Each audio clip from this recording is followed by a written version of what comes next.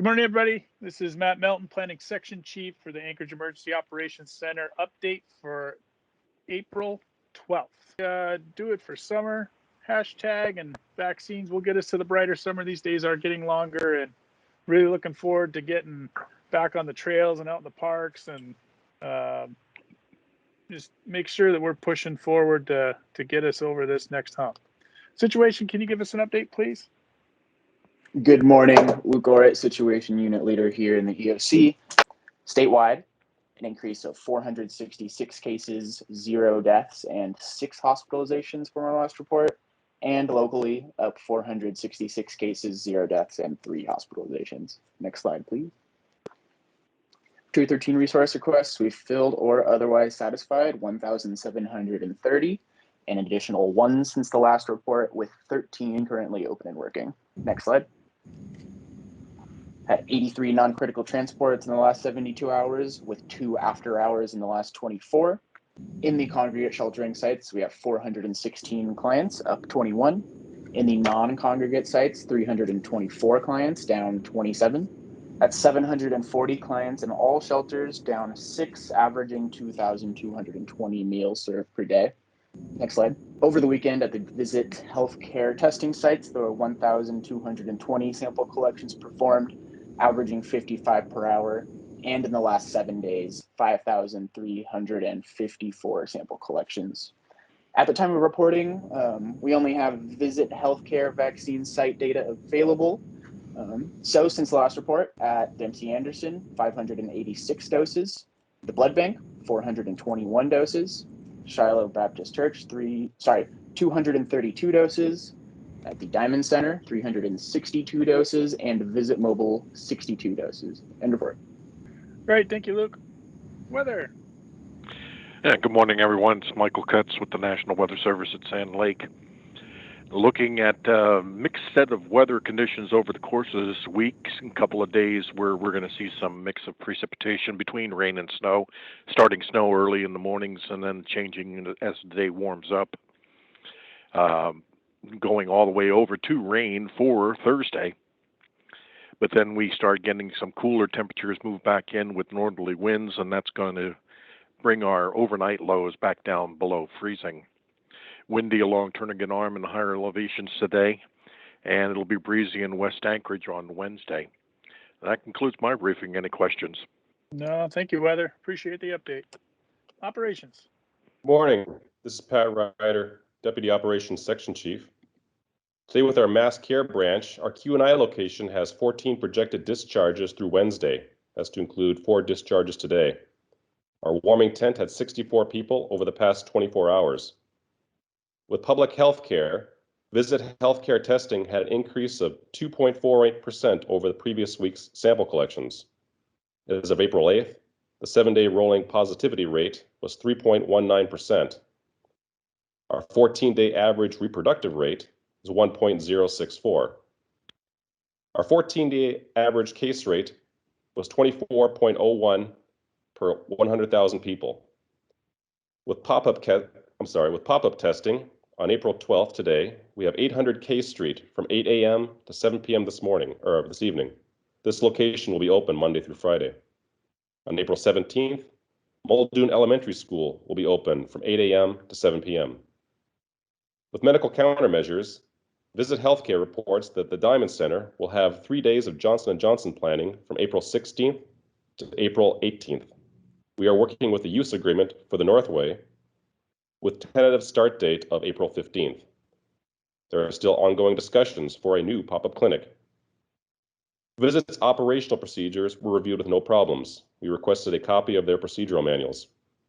Other than that, we have 200 additional Johnson & Johnson. With fair weather, the walk-ins continue for all clinics. We have the Hotel Captain Cook on April 14th, 17th, and 18th. Our pop-up clinic at the Alaska Club West was on April 6th. That was partnered with Conquer COVID Coalition. With the Medical Countermeasures Task Force, Tote Maritime is scheduled for yesterday, April 11th, and April 13th.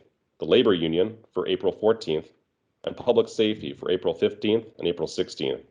Other than that, we have a short-dated dose coordination meeting that is still required. That's all I have for operations. Any questions? Appreciate that, Ops. Logistics. Good morning. This is Scott Carpenter. I'm the Logistics Section Chief for the EOC. For medical countermeasure support, we'll continue to support their vaccination site request through indoor, drive-through, and mobile teams. We're currently preparing the Northway Mall surface with snow removal and salting to ensure that we have a safe area to operate out of once that operation commences. With mass care support, we continue to work requirements through the summer as well as any additional contract modifications as necessary. And we continue to work transitional planning between the EOC and AHD, as well as additional staffing requests for EOC personnel. Pending any questions, that concludes logistics. Thanks, Scott. Finance. Good morning. This is Carrie Wiedeker, the EOC Finance Section Chief. Today, the EOC has encumbered $19,731,293. Our actual spent to date is $45,849,972 for a total of $65,581,265. Please continue submitting invoices and supporting documentation to EOCinvoices@anchorageak.gov.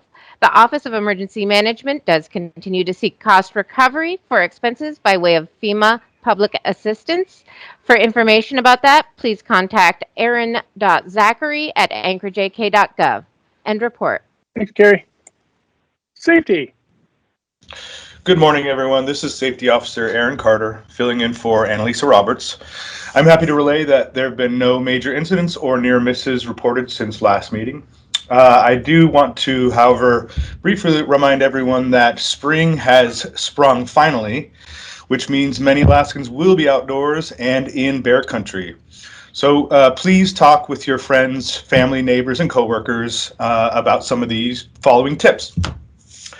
Tell someone your plans, where you're going, and when you're returning. Buddy up, you're safer in a group.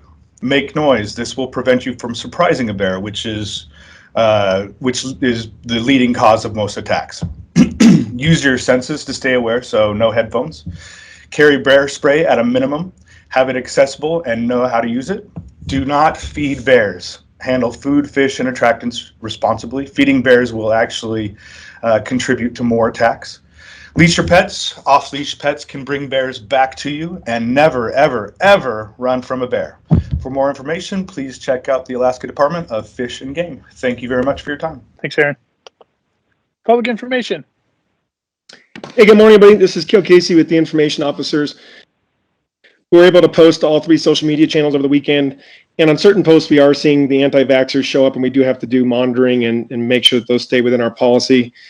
Public Information Officer Atwood was able to get interviews over the weekend at ASD. Those are really important. Those get the best engagement in our overcoming hesitancy campaign. We're coordinating on the vaccine week with the Alaska Health Department PIOs. That's May 1 through 8. We're working with Mautosi and the Northway Association to produce 9 overcoming hesitancy events that kick off on May 1st with Break in the Ice, which is a breakdance party at the Northway Mall. We're working, PIO rep is working with Northwest Strategies to continue putting geofencing around certain posts for vaccine sites. So she chose 5 zip codes today that are underserved to target to try to get those notifications on cell phones and devices. We're translating our vaccination flyers, eligibility flyers again. That's part of our low-tech outreach, and we're also updating our SOPs, and our email blast went out today with all the talking points, testing information, and flyers. End report. Thank you, Kale. Liaison. Good morning. This is Celeste Prescott, Liaison Officer for the Anchorage Emergency Operations Center. I'd like to thank all of our partners who are able to join us today. And is Kirsten on with Alaska Native Medical Center. Good morning. This is Kirsten at ANMC. Today we have 2 positives. One's in the ICU, and we have 1 PUI. No patients on ventilators. End of report. Thank you so much, Kirsten. And is Sean on for Alaska Regional Hospital?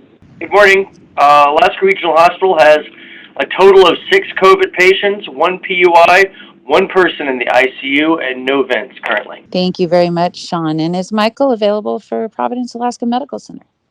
Good morning. We have 13 positives this morning, 6 in ICU, 2 on mechanical ventilation, and 5 inpatients that have recovered.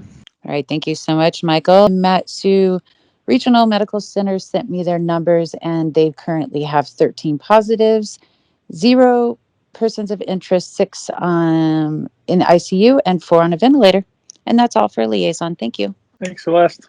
Anchorage Health Department. Good morning, everyone. Kelly Biastock with the Anchorage Health Department, reporting on our health risk metrics.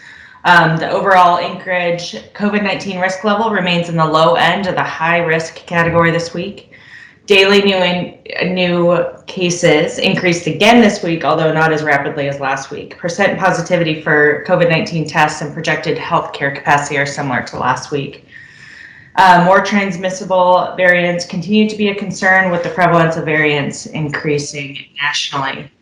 The fact that the average daily cases continue to increase despite growing vaccine coverage is also concerning.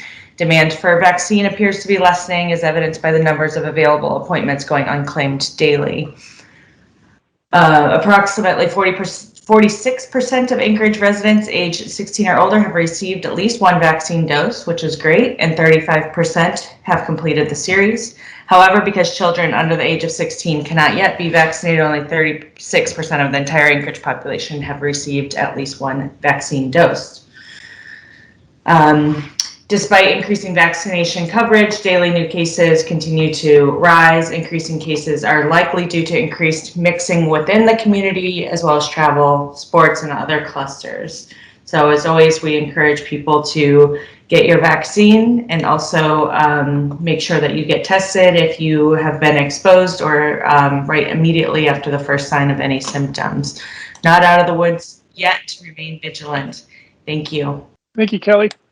And Bob, Incident Command. Good morning, all, and welcome to what looks like spring may actually be starting here. For those of you that missed it, I was excited to see the news on Friday from Pfizer that they've requested an emergency use authorization so that we can begin administering their vaccine to kids 12 and above. This is the first expansion we've had of eligibility in a while, and we'll address that percentage number issue and demand issue that Kelly from HD just raised in terms of not being able to get enough shots in arms. So we realize that process will take several weeks, but we're looking forward and planning forward to be able to meet that group. Thank you, Brendan, for sharing that link related to this. And we urge our mission partners to also plan ahead to be able to vaccinate this new group as soon as they're eligible. End of report, other than thanking you all for everything you're doing. Great. Thanks, Bob. All right. Hearing none, our next update will be the 15th at 10 a.m. Thanks, everybody. Have a great day.